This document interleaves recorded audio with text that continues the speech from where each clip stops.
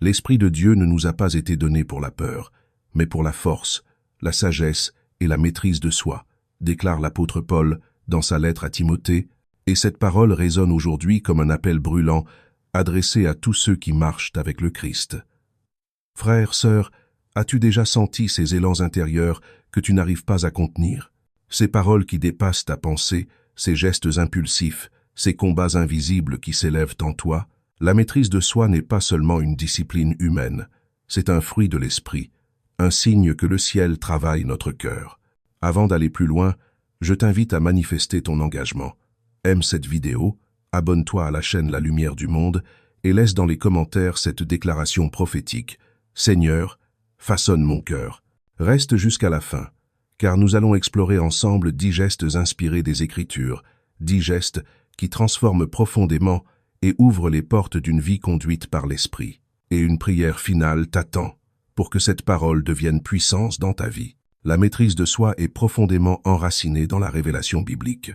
Dès les premiers récits, Dieu appelle l'homme à gouverner non seulement la terre, mais aussi son propre cœur. Le livre des Proverbes déclare avec force que « celui qui ne maîtrise pas son esprit est comme une ville dont les murs sont abattus », montrant que l'absence de contrôle intérieur ouvre la porte aux attaques de l'ennemi. Plus tard, l'apôtre Paul rappelle aux croyants que la maîtrise de soi fait partie du fruit de l'esprit, affirmant dans le passage 5 verset 22 de sa lettre aux Galates que l'Esprit enfante en nous l'amour, la paix, la patience et la tempérance. Jésus lui-même enseigne que celui qui veut le suivre doit renoncer à lui-même, porter sa croix et marcher derrière lui, selon le passage 9 verset 23 de l'Évangile de Luc. Pourtant, dans notre monde dominé par l'instantanéité et l'impulsion, cette vérité est souvent négligée et incomprise, alors qu'elle demeure une clé essentielle pour vivre une foi solide, stable et victorieuse. Avant d'entrer dans les 10 gestes qui transforment profondément, il est essentiel de comprendre que la maîtrise de soi n'est pas une technique humaine, mais une œuvre divine, un chemin où l'homme et Dieu marchent ensemble dans une alliance de transformation. Cette discipline spirituelle ne se développe pas par la force du poignet, mais par la soumission du cœur. Et tandis que nous avançons, je t'invite à te laisser enseigner comme un disciple qui reçoit un trésor ancien et pourtant toujours vivant. Le premier geste profondément transformateur est celui de veiller sur ses pensées, car tout commence dans le sanctuaire invisible de l'esprit. Jésus enseigne que c'est de l'abondance du cœur que la bouche parle, et si nos pensées demeurent pures, nos actions le seront aussi. La pensée est une graine, et celui qui ne garde pas son esprit laisse l'ennemi semer l'ivraie.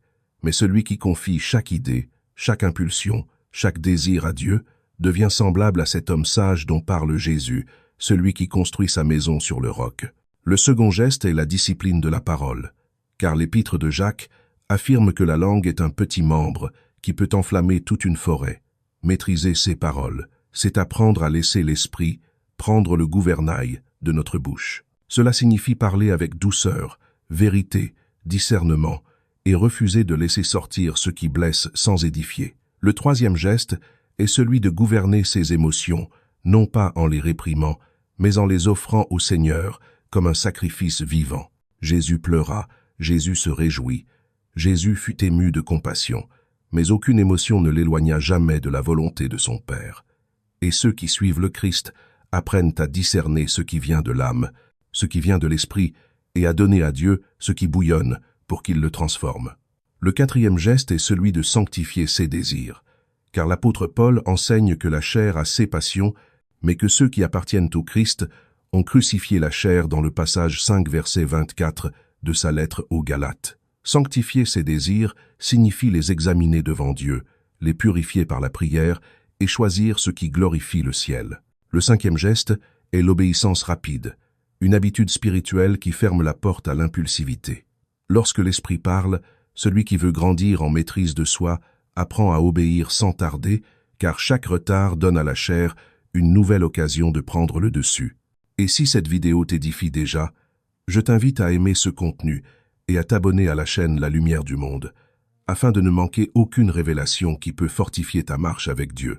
Le sixième geste puissant est celui de cultiver la patience, car la patience est ce qui tempère l'action, apaise les décisions et affermit la foi.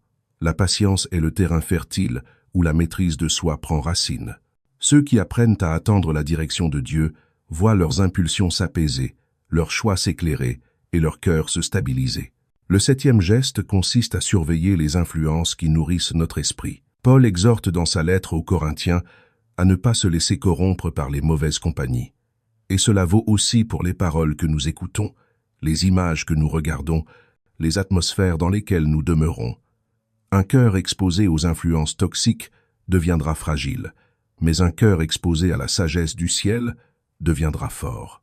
Le 8e geste est la discipline du corps, car nous ne pouvons pas parler de maîtrise de soi sans reconnaître que notre corps est un temple du Saint-Esprit. Paul dit qu'il traite durement son corps et le tient assujetti dans sa première lettre aux Corinthiens, passage 9, verset 27. Cela signifie apprendre à gérer ses habitudes, ses rythmes, son alimentation, son sommeil, sa sexualité, tout ce qui touche au concret de la vie. Le 9e geste est celui d'apprendre à dire non, ce qui peut sembler évident, mais qui demeure pour beaucoup une lutte profonde. Dire non au péché, dire non à la tentation, dire non à ce qui vole notre temps, dire non à ce qui nous distrait de la présence de Dieu. Jésus lui-même refusa les propositions de Satan dans le désert, et ce refus ouvrit la voie de son ministère victorieux. Le 10e geste, enfin, c'est le geste de s'abandonner quotidiennement à Dieu, car la maîtrise de soi n'est pas un état, mais un chemin. Chaque matin, celui qui se donne au Seigneur lui remet ses pensées, ses émotions, ses décisions, et l'Esprit fait en lui ce que la force humaine serait incapable d'accomplir. Cette progression n'est pas une liste de règles, mais un parcours où le ciel modèle le caractère du croyant. Et plus nous adoptons ces gestes, plus le royaume de Dieu s'établit en nous. La maîtrise de soi devient alors non seulement un fruit, mais un témoignage vivant que Christ règne véritablement sur notre cœur. Ceux qui la cultivent marchent avec paix, discernement, profondeur, et leur lumière brille dans un monde où beaucoup se laissent emporter par leurs impulsions. La maîtrise de soi est une victoire quotidienne, une rencontre intime avec Dieu, une preuve que l'Esprit travaille dans les profondeurs de notre être, et c'est ainsi que notre vie devient congruente avec l'appel divin qui repose sur chacun de nous. En avançant plus profondément dans la révélation de la maîtrise de soi selon les Écritures, nous entrons dans un territoire où la surface cède la place aux fondations, où les gestes deviennent des chemins et où les chemins deviennent des alliances spirituelles. La maîtrise de soi n'est pas une simple discipline morale, elle est une incarnation de la présence de Dieu dans l'homme. Lorsque Paul parle du fruit de l'esprit, il ne présente pas une liste de comportements isolés, mais la manifestation d'une transformation intérieure. Dans la lettre aux Romains, passage 12, verset 2, il déclare que nous sommes transformés par le renouvellement de notre intelligence, ce qui signifie que la maîtrise de soi implique une métamorphose profonde de la manière dont nous percevons, réagissons et décidons. Celui qui se laisse renouveler découvre que la maîtrise de soi n'est plus un combat constant mais une respiration spirituelle. L'Esprit de Dieu commence à reconfigurer les instincts, les réflexes intérieurs, les automatismes forgés par les blessures, la peur ou l'orgueil. L'un des aspects les plus profonds de cette révélation est que la maîtrise de soi devient une arme spirituelle. Dans le livre des Proverbes, il est écrit que « l'homme lent à la colère vaut mieux qu'un héros », ce qui nous montre que la véritable puissance ne réside pas dans la force extérieure, mais dans la stabilité intérieure. Celui qui apprend à demeurer calme face à l'offense, à la provocation ou au chaos environnant, devient semblable à une forteresse imprenable. Le diable se nourrit des réactions impulsives, car elles ouvrent des brèches dans lesquelles il s'engouffre, mais un cœur maîtrisé par Dieu lui ferme la porte. Et c'est ici que se révèle une vérité souvent négligée. La maîtrise de soi n'est pas un refus de sentir, mais un refus de se laisser gouverner par ce que l'on ressent. Jésus disait à ses disciples dans le jardin de Gethsémani, « Veillez et priez, afin de ne pas entrer en tentation », montrant que la vigilance spirituelle est la clé pour que l'âme ne prenne pas le contrôle au mauvais moment. La maîtrise de soi est donc liée à l'écoute, cette attitude intérieure qui permet à l'esprit de souffler avant que la chair ne réagisse. Un autre aspect crucial est la gestion des pensées profondes, celles qui ne se montrent qu'à Dieu et à notre conscience. Dans la seconde lettre de Paul aux Corinthiens, passage 10, verset 5, il est dit que nous devons amener toute pensée captive à l'obéissance de Christ. Cela signifie que nous devons apprendre à identifier les pensées qui nous éloignent de Dieu, les scénarios imaginaires, les colères silencieuses, les envies secrètes, les jugements, les fantasmes de vengeance ou les murmures intérieurs de découragement. Apprendre à captiver ces pensées, c'est comme apprendre à fermer une fenêtre par laquelle un vent froid entre sans arrêt. Celui qui laisse ses pensées vagabonder devient une proie facile pour ses propres impulsions, mais celui qui les ramène à Dieu construit en lui un royaume de clarté. La maîtrise de soi se manifeste aussi dans la manière dont nous utilisons notre temps. Beaucoup de croyants se sentent liés non pas par des péchés visibles, mais par des distractions constantes. Paul exhorte dans la lettre aux Éphésiens à racheter le temps, car les jours sont mauvais. La maîtrise de soi touche donc nos priorités. Apprendre à dire oui à ce qui nourrit l'âme et non à ce qui vide l'esprit. Celui qui veut grandir doit discerner ce qui construit et ce qui consume inutilement l'énergie intérieure. De plus, la maîtrise de soi devient un signe de maturité spirituelle. L'auteur de la lettre aux Hébreux dit que la nourriture solide est pour ceux qui ont les sens exercés à discerner le bien et le mal. Cela implique que la maîtrise de soi permette une sensibilité spirituelle accrue. L'esprit parle plus clairement dans un cœur paisible qu'il ne le fait dans une âme agitée. Un cœur qui ne se laisse plus guider par l'urgence ou l'impulsion devient un sanctuaire où Dieu peut déposer des instructions précises. C'est pourquoi tant de croyants ont du mal à entendre Dieu. Leur intérieur est trop bruyant. La maîtrise de soi, en apaisant les tempêtes intérieures, rend l'âme silencieuse et disponible. La parole de Dieu affirme aussi que celui qui domine son esprit vaut mieux que celui qui conquiert une ville. Cela révèle une dimension souvent oubliée. La maîtrise de soi crée une capacité d'autorité spirituelle. Celui qui se maîtrise devient fiable dans les yeux de Dieu. Il peut porter des responsabilités, recevoir des révélations, marcher avec sagesse. Joseph, par exemple, garde sa pureté face à l'épouse de Potiphar, et cette maîtrise ouvre la porte à son élévation. Daniel, en refusant les mets du roi, montre une discipline qui lui vaudra la faveur divine. Jésus, dans le désert, résiste à la tentation de transformer les pierres en pain et dévoile l'autorité de celui qui est conduit par la parole et non par l'appétit. La maîtrise de soi est une préparation à l'appel, un entraînement invisible à des missions visibles. Il existe aussi une connexion directe entre la maîtrise de soi et la liberté. Jésus dit que quiconque pêche est esclave du péché, mais que le Fils libère entièrement. La maîtrise de soi est l'expression de cette liberté.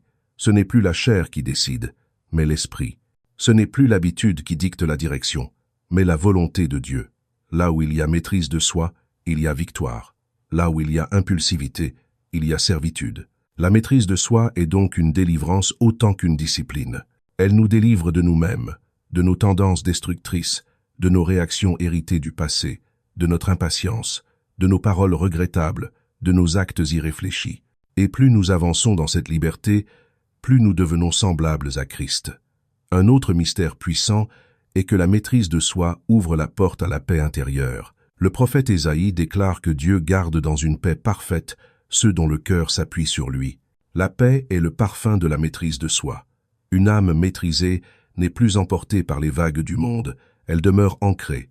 Cette paix n'est pas l'absence de tempête, mais la stabilité en plein milieu de la tempête. Les disciples paniquaient dans la barque, mais Jésus dormait, car il maîtrisait son esprit. Cela nous montre que la maîtrise de soi est un chemin vers le repos, le véritable repos, celui que le monde ne peut ni offrir ni enlever. Enfin, la maîtrise de soi est l'un des signes que Jésus règne véritablement dans une vie. Dans la première lettre aux Corinthiens, passage 6, versets 10 à 9, Paul rappelle que notre corps est un temple du Saint-Esprit. Or, un temple est un lieu d'ordre, de paix, de lumière, pas un lieu de chaos. Lorsque l'Esprit habite quelqu'un, il met de l'ordre, il purifie, il gouverne. La maîtrise de soi devient donc la preuve que nous avons laissé Dieu prendre la direction de notre vie. Celui qui se maîtrise marche avec honneur, avec dignité, avec profondeur. Il ne vit plus en réaction à son environnement, mais en réponse à son Dieu. Et c'est dans cette dimension que la maîtrise de soi devient un témoignage puissant. Elle révèle au monde que le Christ vivant transforme réellement l'être humain. Voilà pourquoi elle est une vérité ignorée. Le monde valorise l'expression sans filtre, l'impulsion, l'émotion brute, la satisfaction immédiate. Mais le royaume valorise la sagesse, la paix, la patience, le discernement. Celui qui marche dans la maîtrise de soi marche à contre-courant, mais il marche dans la lumière. Et cette lumière, le monde ne peut ni l'imiter, ni l'éteindre.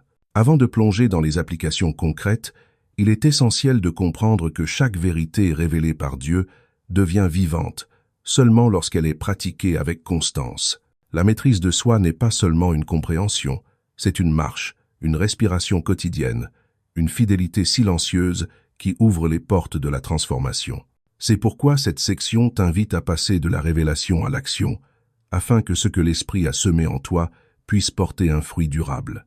La première application pratique consiste à instaurer un temps quotidien de silence devant Dieu, un moment où tu déposes tes pensées, tes émotions, tes projets, et où tu laisses l'Esprit compasser ton cœur. Ce silence n'est pas une absence de mots, mais un espace sacré où Dieu parle et où ton âme s'apaise. La seconde application est d'examiner régulièrement ton cœur, comme le psalmiste qui disait « Sonde-moi, ô Dieu, et connais mes pensées ». Chaque soir, fais le bilan de ta journée, observe où tu t'es laissé emporter, et remets ces zones dans les mains du Seigneur. La troisième application est l'adoption de disciplines simples mais puissantes. Apprendre à respirer profondément avant de répondre. Décider de ne jamais parler sous l'emprise de la colère, choisir de différer les décisions prises sous l'émotion, instaurer un rythme de prière qui stabilise l'esprit avant que la journée n'impose son agitation. La quatrième application est de protéger ton environnement spirituel. Entoure-toi de personnes qui élèvent ton âme. Expose-toi à la parole de Dieu. Limite les influences toxiques qui agitent ton intérieur et veille à nourrir ton esprit de ce qui est pur, vrai et honorable, comme Paul l'enseigne dans sa lettre aux Philippiens. La cinquième application consiste à prendre autorité sur ton temps. Fixe des priorités, établis des limites, dis non aux engagements qui détournent de ta croissance spirituelle et dis oui à ce qui nourrit la présence de Dieu en toi. La sixième application est d'apprendre à sanctifier ton corps par des habitudes saines. Sommeil équilibré, alimentation maîtrisée, repos respecté, car un corps épuisé devient un terrain favorable aux impulsions. La septième application est d'apprendre à sanctifier tes désirs. Écris-les devant Dieu, interroge-les, offre-les lui. Un désir purifié devient une force, un désir incontrôlé devient un piège. La huitième application est de bâtir une vie de prière qui ne se contente pas de demandes, mais qui cherche la transformation intérieure. Dis au Seigneur chaque matin, prends mes pensées, prends mes émotions, prends ma volonté, et conduis-moi sur ton chemin. La neuvième application est d'apprendre à reconnaître les déclencheurs de perte de contrôle, fatigue, frustration, peur, solitude, colère cachée. En les identifiant, tu apprends à poser des garde-fous inspirés par l'Esprit. La dixième application, enfin, est de développer l'humilité spirituelle. Accepter de demander pardon rapidement, reconnaître ses limites, se relever après chaque chute sans se condamner et marcher avec la certitude que la maîtrise de soi est un processus guidé par la grâce. Pour ancrer ces applications dans ton cœur, laisse-moi te raconter une parabole inspirée des cieux. Il était un homme qui vivait au bord d'un fleuve tumultueux. Chaque matin, il allait puiser de l'eau, mais le fleuve, capricieux, débordait parfois et l'emportait dans son courant. Un jour, un sage lui dit « Ce fleuve représente ton cœur.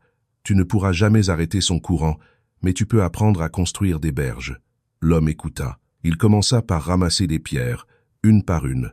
Chaque pierre représentait une discipline. Une pierre de prière, une pierre de patience, une pierre de silence, une pierre de renoncement, une pierre d'écoute. Au début, cela semblait insignifiant, mais jour après jour, il posa les pierres, et les berges devinrent solides. Le fleuve continuait de couler, mais il ne débordait plus. Un matin, il réalisa que les eaux qu'il avait autrefois menacées étaient devenues une source de vie et de force. Le sage revint et dit « Tu n'as pas changé le fleuve, mais tu as appris à le canaliser. C'est cela, la maîtrise de soi. Toi aussi, tu es appelé à construire ces berges intérieures, non pour arrêter ce que tu ressens, mais pour guider ces forces dans la direction divine. La maîtrise de soi n'étouffe pas la vie, elle la dirige. Jésus t'appelle à marcher avec lui dans cette sagesse, car celui qui se laisse façonner devient un instrument de paix, un témoin puissant, un disciple stable et lumineux dans un monde agité. En rassemblant tout ce que nous avons parcouru, nous réalisons que la maîtrise de soi n'est pas une simple vertu, mais une œuvre profonde du Saint-Esprit, une transformation intérieure qui nous façonne à l'image du Christ et nous affermit dans notre marche quotidienne. Nous avons vu que les Écritures révèlent ce chemin comme un partenariat divin, un appel à veiller sur nos pensées, nos paroles, nos émotions, nos désirs, nos habitudes, notre corps et notre temps, afin que Dieu règne dans chaque dimension de notre être. Celui qui avance dans cette voie découvre une paix durable, une autorité intérieure, une liberté authentique et une stabilité que le monde ne peut offrir. Avant de conclure, je veux prier pour toi, que le Seigneur fortifie ton esprit, qu'il purifie ton cœur, qu'il t'accorde la force de marcher dans la discipline, la sagesse et la lumière. Que son esprit te rappelle chaque jour ces gestes sacrés qui transforment profondément. Et maintenant, si cette parole t'a touché, je t'invite à partager cette vidéo, à laisser un commentaire avec la phrase « Seigneur, apprends-moi à me maîtriser » et à t'abonner à la chaîne La Lumière du Monde pour continuer à grandir dans la révélation de Dieu. Que sa paix t'accompagne et qu'il te conduise dans une vie victorieuse et maîtrisée.